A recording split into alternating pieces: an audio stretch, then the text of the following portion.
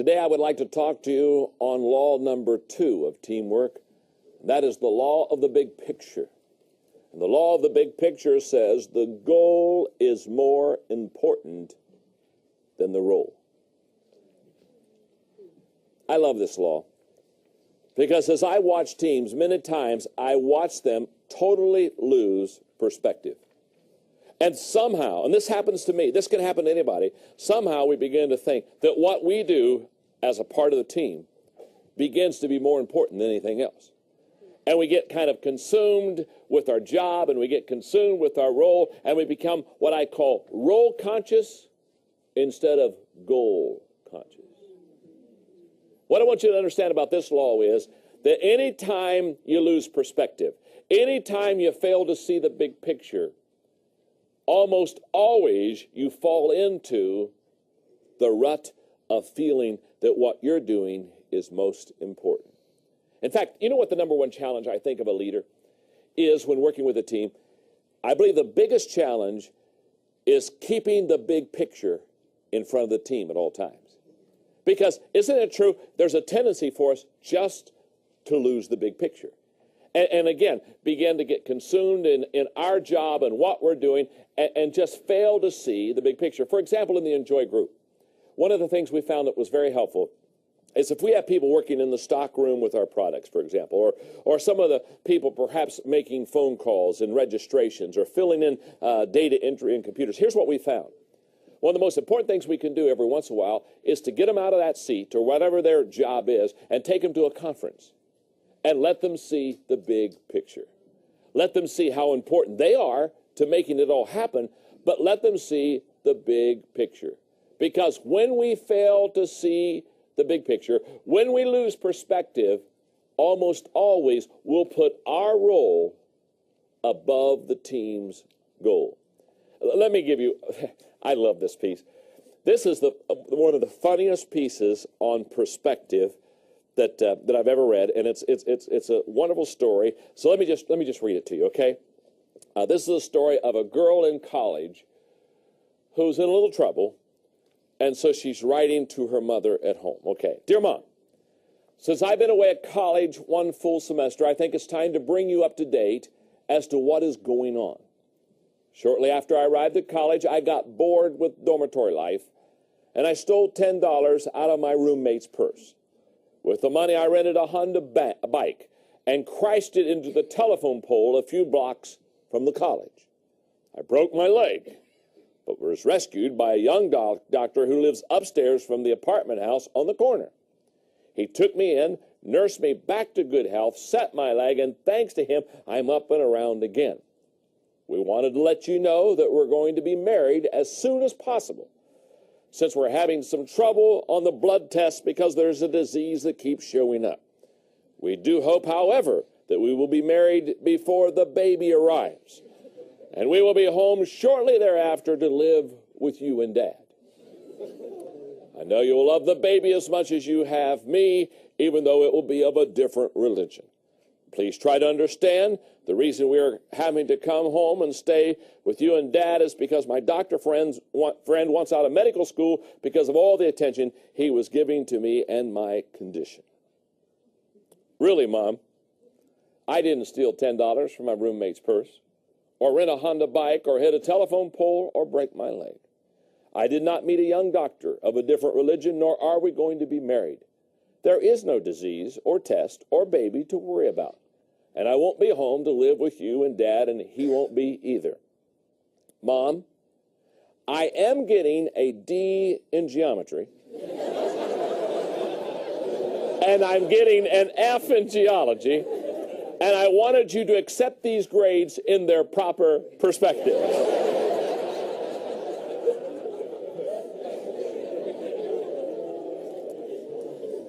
I love that story because it's a story of keeping things in proper perspective.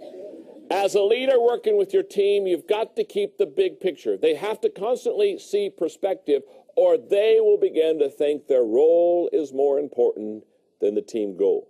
So in your notes, my role as a team member must always submit to the goal of the team. classic illustration. It's just a recent one. It's a sports one, but it'll work. The Los Angeles Lakers this year won the NBA World Championship. They have two great players, Kobe and Shaq. Now, these two players probably, arguably, are the two best players in the NBA. But throughout the season, much of the year, they didn't win. They weren't very successful. They had a little bit of a winning record, but everybody knew they weren't reaching their potential. You know why? Because Shaq and Kobe were arguing over their role on the team. They were arguing who the star was and who was the player that really made it happen. Now, as they got close to the playoffs, they settled their differences. They put them aside, and they began to play team ball. And all of a sudden, they went on a winning streak that broke a playoff record. Why? I can tell you what happened. What happened was these two highly individually gifted, talented ball players understood that their role was not as important as the goal of winning a championship. I promise you, if they would have not become servants in their role and submitted their role to the goal, they would have not won the world title. You see, when it comes to leading, this is very important. If you are a person that thinks that you lead by position, and I run into people like this all the time, they say, well, you know, I'm the president of the company. Well, it's my title. It's my job. And if you're a position kind of a leader, let me say something to you. You're going to always be into the role. And you're always going to be saying, well, now, you follow me because you're under me, and here's where I am, and here's where you are on the pole. And you will always be putting your role up ahead of the goal. And this is not what you want to do. Here's what I want you to understand. Great leaders often submit their role as a leader in a servant's way to someone else to facilitate and add value to the team. It's what I call this the myth of the head table. There's a myth that says basically if you sit at a head table, if I happen to be the leader of this organization, this company, and this is my head table chair, you know, it's kind of the end of the table, whatever, it kind of means that I'm always leading. Here's what I want you to understand. There's no such thing as a head table where the leader always leads.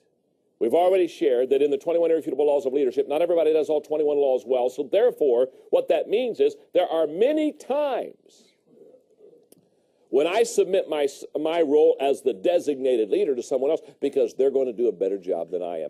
And I must understand it's the goal of the team that's more important than my role as a leader.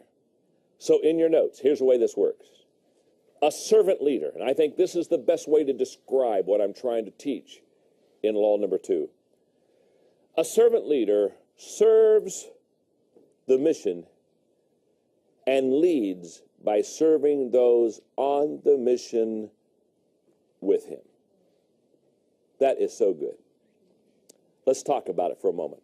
Because I have a goal in the law of the big picture, and that is by the time you're done understanding this teamwork law, my goal is every person who has a role, whether it's a big role or a small role, every person understands that you always submit your role to the benefit of the team. Now, here's a classic illustration, gang. Recently, I spent some time in London. It's one of my favorite cities because my wife, Margaret, and I both love history. And when you go to London, and if you go to London, one of the things you really want to do, because I love history and because I love leadership, one of the people I love to read after and study is Winston Churchill. What an incredible leader he was. I mean, that man, I believe, all of Europe owes their democracy and freedom to Winston Churchill. And he stood up to the Germans, he stood up to Hitler, he stood up and against odds, determined that England would not be taken by the Nazis. Now, when you go to London, there's a place in London where during the war, Winston Churchill met with his war, what he called his war cabinet, underneath a major building. It's in a bunker. Now here's what I want you to, when you go, you've got to see this. In fact, it just inspires me every time I see it.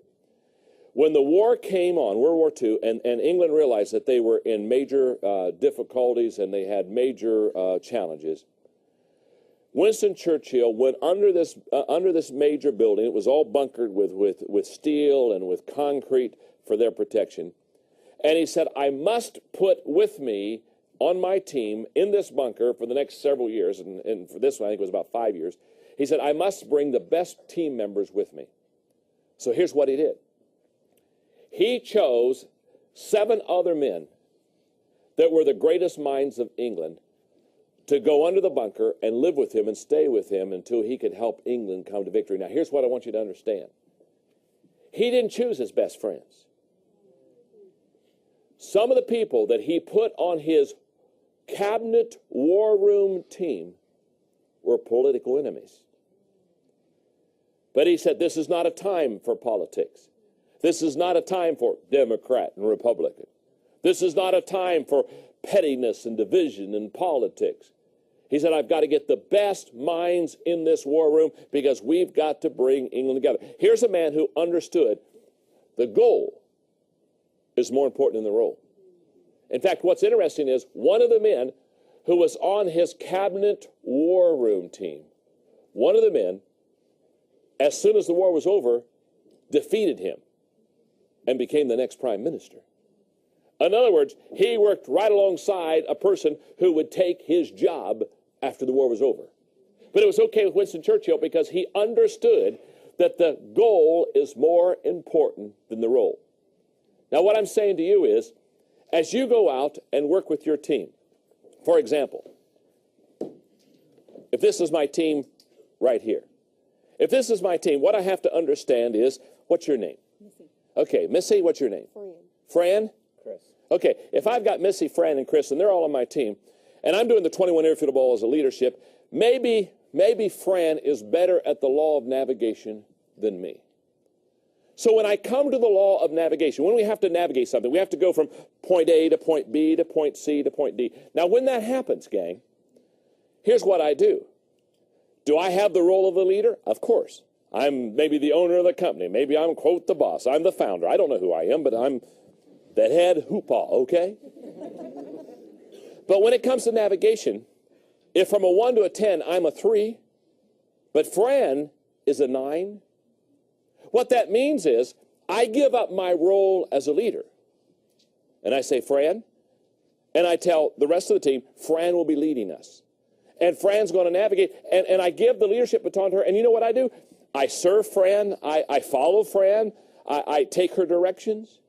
Why? Because the goal is more important than the role. Can I tell you something? Many teams suffer indefinitely sometimes because the leader doesn't understand this law.